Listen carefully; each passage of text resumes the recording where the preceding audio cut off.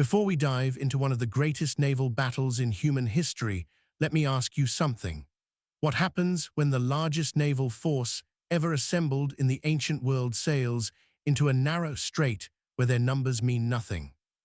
What happens when 300 Greek warships face down 600 Persian vessels and somehow win? Logic says the Greeks lose. Mathematics says they die. But on September 23, 480 BC, in the narrow waters between Salamis Island and the Greek mainland, Themistocles, an Athenian general with no royal blood and no formal naval training, orchestrated a trap so brilliant that it destroyed Persian naval power in a single afternoon and saved Western civilization from conquest. This isn't a story about brave men making heroic stands. This is a story about deception, geography as a weapon, and one man who understood that in naval warfare, numbers mean nothing if you can't use them. No romanticism, no divine intervention, just strategy, calculated risk, and the cold mathematics of how to sink 600 ships. If this sounds like history worth your time, hit that like button and drop a comment.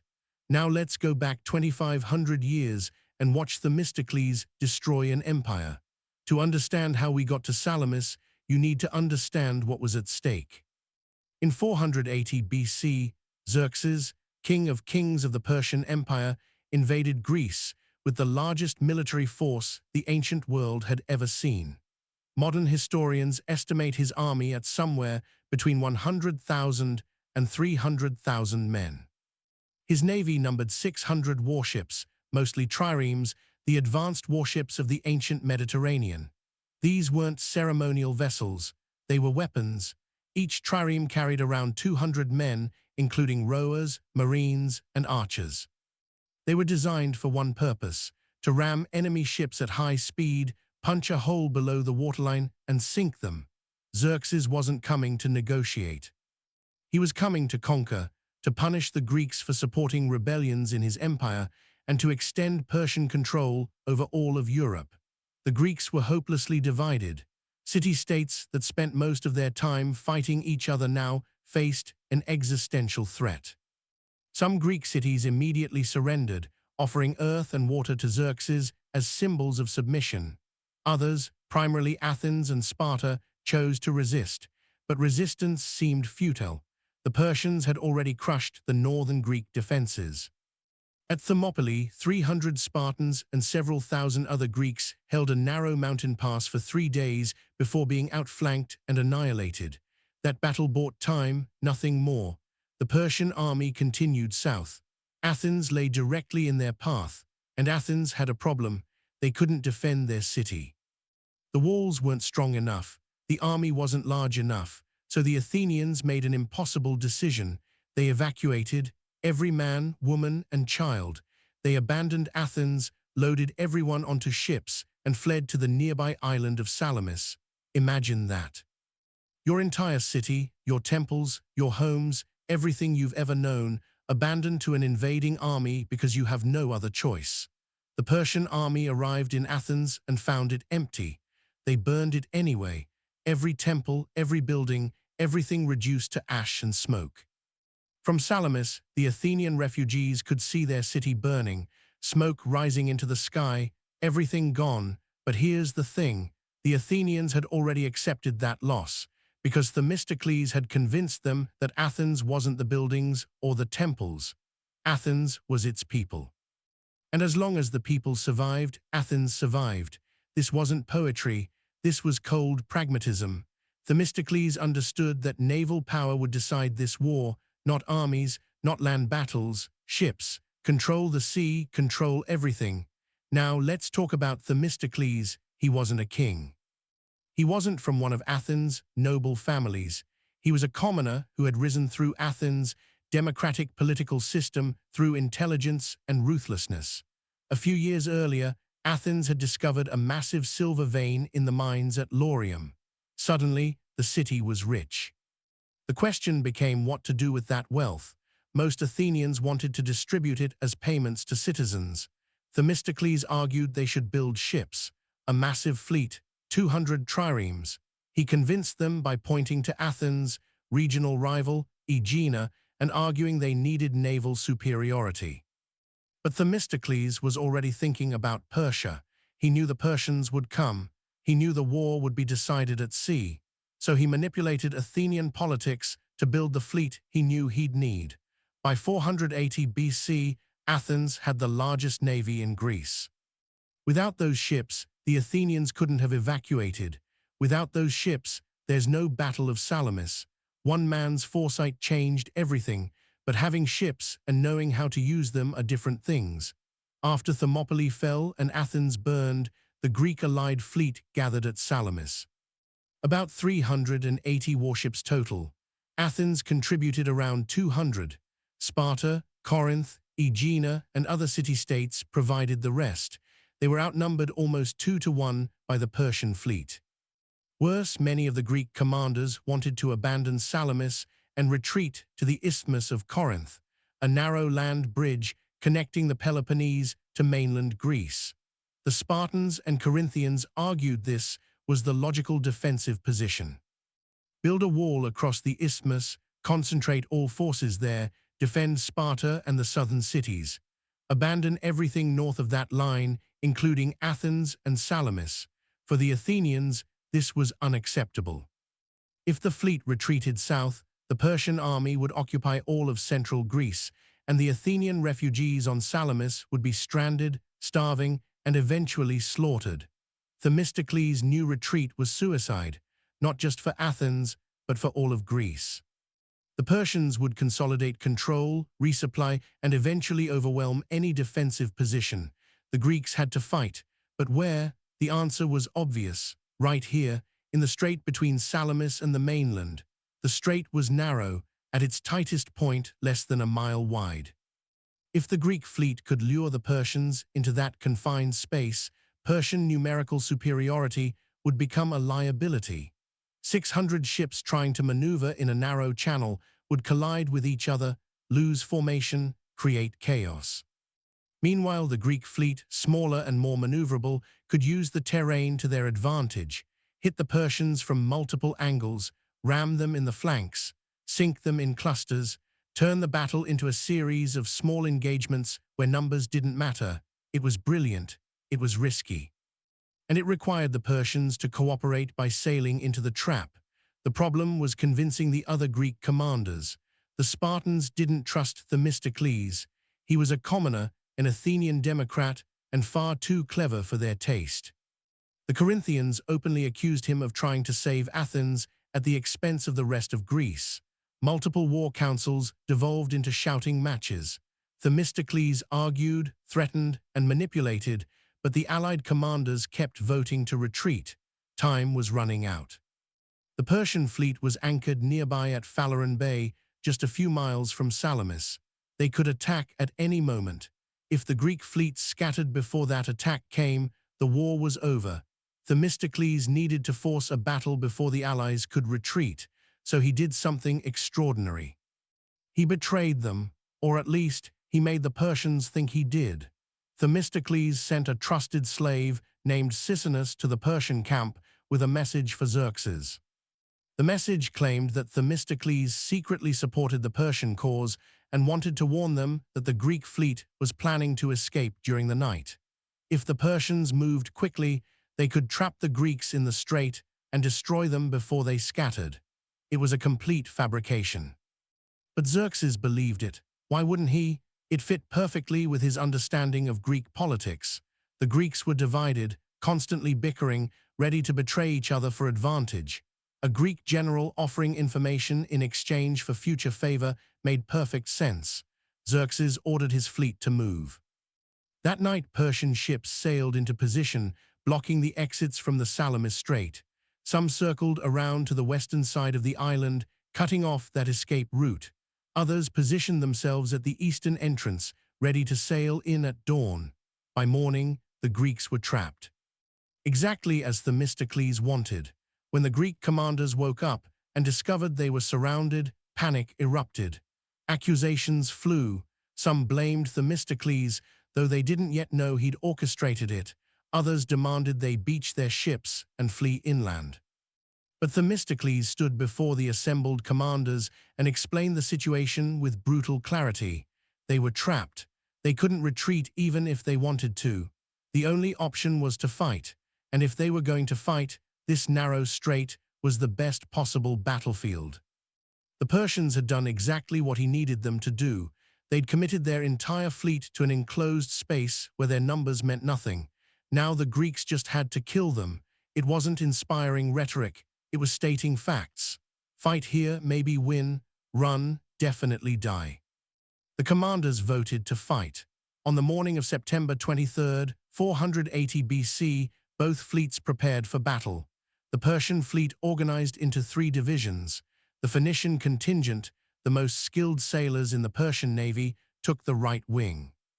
The Ionian Greeks, who served Persia because their cities were under Persian control, took the left. Egyptian ships held the center. Altogether, around 600 warships formed up at the eastern entrance of the strait, preparing to sail in and crush the Greek fleet. From the shore, Xerxes himself watched. He'd had a throne set up on a hillside overlooking the strait so he could personally observe the annihilation of Greek naval power. Scribes sat beside him, ready to record the names of commanders who performed well and those who showed cowardice. Everything was prepared for victory. The Greeks were trapped. The numbers favored Persia overwhelmingly. There was no way they could lose. The Greek fleet, about 380 ships, formed up inside the strait. The Athenians, with about 200 triremes, held the left wing. The Spartans, despite their small naval contribution, held the honorary right wing. Corinthians, Aeginetans, and other allied contingents filled the center. They waited. This is important. They didn't rush forward. They held position, backs near the Salamis shore, letting the Persians come to them. Because Themistocles understood something fundamental about naval warfare in narrow spaces, the fleet that moves first loses formation first. The fleet that moves second can respond, adapt, exploit gaps. So the Greeks waited. The Persian fleet began to advance, 600 warships rowing forward into the strait. Imagine that sight. The water churned white from thousands of oars. The sound of drums keeping rowing cadence echoed off the mountains. From the shore, it must have looked unstoppable. A wall of ships, advancing to crush a smaller, weaker force. But as the Persians entered the strait, problems emerged immediately. The formation compressed. Ships that had been properly spaced in open water now found themselves too close together. The outer wings couldn't extend as far as planned because the geography limited their maneuver space. The center became crowded. Ships started interfering with each other's oar strokes. Rowers on one ship clashed oars with rowers on adjacent ships. Speed decreased. Formation coherence degraded. And the Greeks hadn't even engaged yet. Then the Greeks attacked. Not a disorganized rush, but a coordinated advance. Each Greek trireme aimed for a specific target, rowing at maximum speed to build ramming velocity. This is how ancient naval combat worked. A trireme had a bronze ram at its prow, just below the waterline. If you hit an enemy ship at the right angle with enough speed, that ram punched through the hull planking, creating a hole that flooded the ship. The enemy vessel would sink in minutes, but ramming required precision. Hit at the wrong angle, and you damage your own ship or get stuck. Hit too slowly, and the ram wouldn't penetrate. So Greek trireme crews trained constantly on rowing speed, timing, and coordination. At Salamis, that training mattered. The Athenian left wing hit the Persian right. The Phoenician ships, despite being excellent sailors, found themselves unable to maneuver, too many ships in too little space. The Athenians rammed them in the flanks where the hulls were weakest. Persian ships began sinking, not one or two, dozens. The Phoenician line started to buckle. They tried to backrow to create space, but that just pushed them into ships behind them. Chaos spread through the Persian right wing. Xerxes, watching from his throne, saw his best ships being destroyed by what should have been an inferior enemy. He couldn't understand what was happening. On paper, this was impossible. In the center, the crowding became catastrophic. Persian ships literally couldn't row effectively because they kept colliding with friendly vessels. Greek triremes penetrated the formation, ramming from multiple angles. When a Persian ship sank, it didn't just remove that ship from the battle. It created an obstacle. A sinking trireme, full of drowning men, became a navigational hazard for every nearby ship. Other vessels tried to avoid it, which broke their formation further, which created more opportunities for Greek rams. The Persians had brought 600 ships, expecting overwhelming numerical superiority. Instead, they'd created a floating traffic jam where numbers meant nothing. On the Persian left, the Ionian Greek contingent fought differently. These were Greeks serving Persia, fighting against other Greeks. Some fought effectively, others barely tried. There are accounts of Ionian ships deliberately rowing slowly, avoiding serious combat, hoping not to harm their fellow Greeks, while also not openly mutinying against Persia.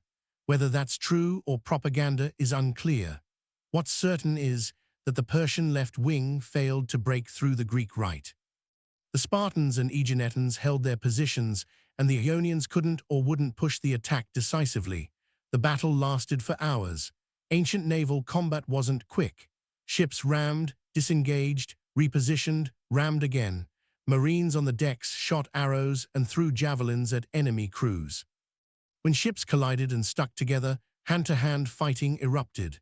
Men fought on tilting decks, surrounded by drowning comrades, knowing that if their ship sank, they'd likely drown too. Most ancient sailors couldn't swim. The weight of armor guaranteed drowning if you went into the water. So they fought with absolute desperation. Lose your ship, lose your life. The Persians fought bravely. This wasn't a story of cowardice, but bravery doesn't overcome bad positioning and catastrophic overcrowding. By mid-afternoon, the Persian fleet was disintegrating. Ships on the flanks tried to retreat back toward open water, but that movement created more congestion. Ships trying to advance collided with ships trying to retreat. The Greeks pressed the attack, systematically ramming and sinking every Persian vessel they could reach. The water filled with wreckage, corpses, drowning men screaming for help that wouldn't come. The Persians had lost formation, lost cohesion, lost command structure. It had become a slaughter. Individual Persian ships fought skillfully and sank Greek triremes, but overall, the battle was decided. The Persian fleet was dying in the strait, exactly as Themistocles had planned. Xerxes watched from his throne as his navy disintegrated. The sources claim he tore his robes in frustration and rage. He'd brought the largest fleet ever assembled. He'd trapped the Greeks exactly where he wanted them. And somehow, impossibly, he was losing. By evening, the surviving Persian ships retreated back to Phaleron Bay. Greek ships pursued, capturing or sinking stragglers. When the battle ended, the Persians had lost somewhere between 200 and 300 ships. The Greeks lost about 40. It wasn't even close. One afternoon, one battle, the entire strategic situation reversed. The immediate aftermath was chaos. The water around Salamis was choked with wreckage. Thousands of Persian sailors and marines were dead, drowned in the narrow strait. Survivors clung to debris, hoping for rescue. Some made it to shore and were captured by Greek forces. Others drowned from exhaustion. The Greeks spent the night securing prisoners and salvaging equipment from wrecked ships. They expected the Persians to attack again the next morning. They didn't. Xerxes had seen enough. His fleet was crippled. He couldn't control the sea, and without controlling the sea, he couldn't supply his massive army in Greece. The logistics were impossible. Every piece of food, every weapon, every piece of equipment had to be transporting overland from Asia. With the Greek fleet intact and capable of raiding his supply lines, continuing the campaign was suicide. So Xerxes made a decision. He would leave, not immediately. That would look like panic, but soon. He left a substantial army in Greece under his general Mardonius, with orders to continue the conquest the following spring. Then Xerxes took the bulk of his forces and marched back toward Asia. The invasion was over, not because his army had been defeated. Because his navy had been destroyed, and without naval supremacy, the campaign couldn't continue. One battle changed everything. Let's talk about what made this victory possible, because it wasn't luck or divine intervention. It was geography weaponized through strategy. Themistocles chose the battlefield. He forced the engagement by deceiving Xerxes into surrounding the Greek fleet. He understood that in a narrow strait, the Persian numerical advantage would become a disadvantage. 600 ships needed space to maneuver. In the Salamis Strait, they didn't have it. The geography did half the work before the Greeks even attacked. That's the lesson. Terrain matters in naval warfare just as much as land warfare. Control where the battle happens, and you control the outcome. The Persians could have refused to enter the strait. They could have blockaded from a distance, starved the Greeks out, forced them to come out into open water. But Xerxes was impatient, and Themistocles' deception was convincing. So they sailed in, and they died. Now let's talk about Themistocles' deception. Sending Sisinus to Xerxes with false information was extraordinarily risky. If Xerxes had suspected the trick, if he'd tortured Sisinus for information, if the plan had been exposed, the Greeks would have lost their best commander's credibility and possibly the battle itself. But Themistocles understood psychology. He understood that Xerxes expected Greek disunity and betrayal. He told Xerxes what Xerxes already believed. That's how effective deception works. You don't invent an incredible lie. You tell a plausible lie that confirms the enemy's existing assumptions. Xerxes thought the Greeks were weak, divided, and ready to collapse. Themistocles gave him information that fit that worldview, and Xerxes acted on it, committing his fleet to the trap. The role of the Athenian evacuation also deserves examination. Abandoning Athens was psychologically devastating, but strategically essential. If the Athenians had tried to defend their city, they'd have been besieged and slaughtered. Instead, they preserved their population and their fleet. That evacuation was only possible because Themistocles had built those 200 triremes years earlier. Every decision connected. Build ships. Evacuate the city. Lure the enemy into a trap. Fight where geography negates their advantage. Each step was necessary. Remove any one element, and the plan collapses. That level of strategic coherence across multiple decisions separated Themistocles from ordinary commanders. He didn't react to events, he shaped them. The human cost of Salamis was staggering. Thousands of Persian sailors died, most by drowning. Ancient naval combat was particularly brutal because survival rates after your ship sank were nearly zero. No life jackets, no rescue helicopters, no nearby vessels willing to stop mid-battle to fish you out of the water. If your ship went down, you drowned. If you were lucky, you drowned quickly. If unlucky, you clung to wreckage for hours before exhaustion took you. The Greeks also suffered casualties, though far fewer. 40 ships lost still meant thousands of Greek sailors dead. Every family on Salamis and Athens knew someone who didn't come back from that battle. Victory has a price. The Athenians paid it. Xerxes' retreat changed the trajectory of European history.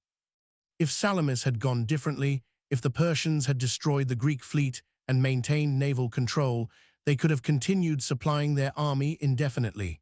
Eventually, Greek resistance would have collapsed. Athens would have been erased. Sparta would have submitted or died. Greek culture, democracy, philosophy, drama, all of it would have been suppressed under Persian rule. Western civilization, as we understand it, wouldn't exist. That sounds dramatic, but it's accurate. Greek cultural and intellectual achievements required Greek independence. Salamis ensured that independence. One battle, one afternoon, everything changed. The following year, the Persian army that Xerxes left in Greece under Mardonius tried again. At Plataea in 479 BC, a unified Greek army destroyed them in a land battle. That victory was possible because Greek morale remained high after Salamis and because the Persians couldn't resupply or reinforce effectively without naval control. Salamis didn't end the Persian wars by itself, but it made ending them possible. Naval power determined strategic possibilities. Themistocles understood that. Xerxes didn't, or at least didn't act on it. Let's examine the Persian command decisions more closely. Xerxes made two critical errors. First, he believed Themistocles' false information without sufficient verification. A more cautious commander would have questioned why an enemy general was offering such valuable intelligence. Xerxes's overconfidence and his assumptions about Greek weakness led him to accept the deception at face value. Second, once his fleet was in the strait and problems emerged, he didn't order a retreat. Pulling 600 ships out of a confined space in the middle of a battle would have been chaotic and costly, but less costly than continuing to feed ships into a meat grinder. Xerxes seems to have believed that sheer numbers would eventually prevail. They didn't. Those two mistakes destroyed Persian naval power and ended the invasion. On the Greek side, the internal political dynamics almost prevented the battle from happening.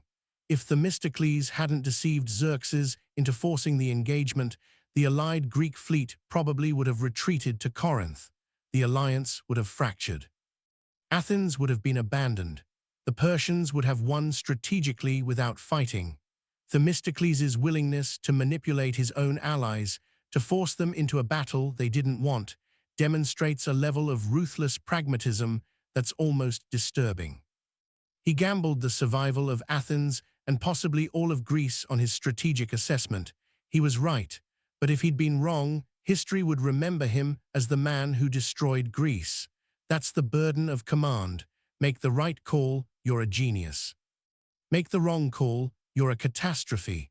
The tactical execution by Greek trireme crews deserves recognition. Rowing a trireme requires about 170 rowers working in perfect coordination. Each rower has one oar. The 3 levels of oars on each side must stroke in synchronized rhythm, otherwise the ship loses speed and maneuverability. In battle, while under arrow fire, with ships colliding around you, with the knowledge that if your ship sinks you'll drown, maintaining that coordination is nearly impossible. Greek crews did it, for hours, under maximum stress. That level of training and discipline doesn't happen by accident. Athens had been building and training its navy for years before Salamis. That investment paid off when precision mattered most. Compare the Greek and Persian approaches to naval warfare. The Persians relied on numerical superiority and individual ship quality. Many of their ships came from Phoenicia and Egypt, regions with strong maritime traditions. They expected that larger numbers plus good ships would guarantee victory. The Greeks focused on tactics, training, and using terrain to negate numerical disadvantages. Their ships weren't necessarily better, though Greek triremes were generally well built, but their strategic thinking was superior. They fought smart instead of fighting big.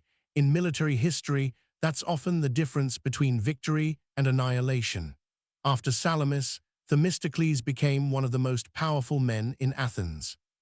His strategic vision had saved the city and possibly all of Greece. But here's the irony.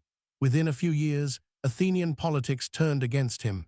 His rivals accused him of arrogance and ambition. He was ostracized, a democratic procedure where citizens voted to exile someone for 10 years. Themistocles fled Athens, wandered through Greece, and eventually ended up in Persia. The man who had destroyed the Persian fleet was granted refuge and a pension by the Persian king. He spent his final years living in Persian territory, governing a small city that Persia had given him. History has few ironies sharper than that.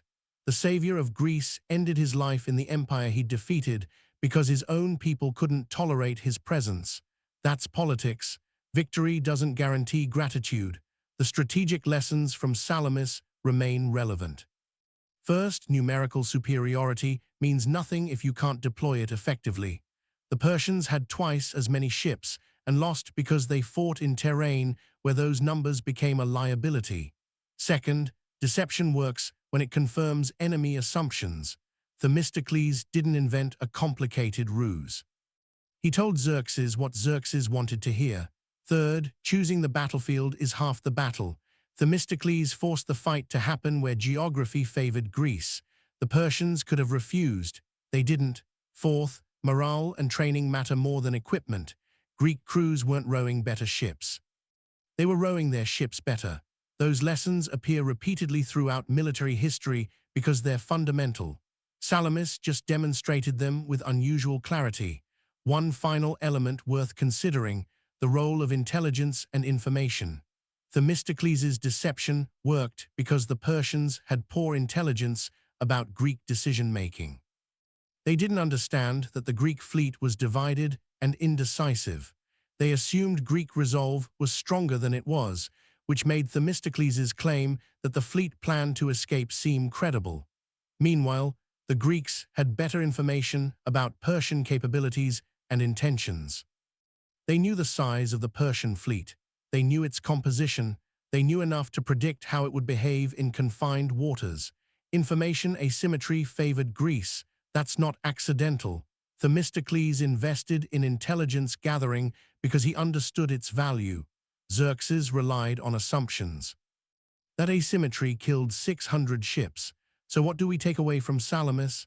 The Battle of Salamis proves that strategy beats strength, that geography is a weapon if you know how to use it, that deception works when you understand your enemy's psychology, that training and discipline overcome numerical disadvantages, that one brilliant commander, willing to take enormous risks and manipulate everyone around him, can change the course of history. Themistocles wasn't a saint. He was a ruthless political operator who manipulated friends and enemies alike to achieve his objectives. But he saved Greece. He destroyed the Persian fleet. He made Western civilization possible. Those are the facts. Whether you admire him or find him morally questionable is irrelevant. He won, the Persians lost. And 2,500 years later, we are speaking languages descended from Greek culture, thinking thoughts influenced by Greek philosophy, living in political systems inspired by Greek democracy. Salamis made that possible. If this story taught you something about strategy, about history, about how one battle can ripple through centuries, here's what I need. Hit that like button. Drop a comment telling me what you think about Themistocles' deception or the tactical execution at Salamis. Subscribe to this channel because we're telling the stories that textbooks skip, the battles that shouldn't have been won, the strategies that defied logic, the moments when everything changed because one person saw what nobody else did. No fluff, no oversimplification, just history the way it actually happened. Thanks for watching. Now you know how 300 Greek ships destroyed the Persian Empire's navy, and you know it wasn't a miracle. It was geography, deception, and the willingness to trap your own allies into fighting a battle they didn't want. That's not heroic. That's just how wars are won.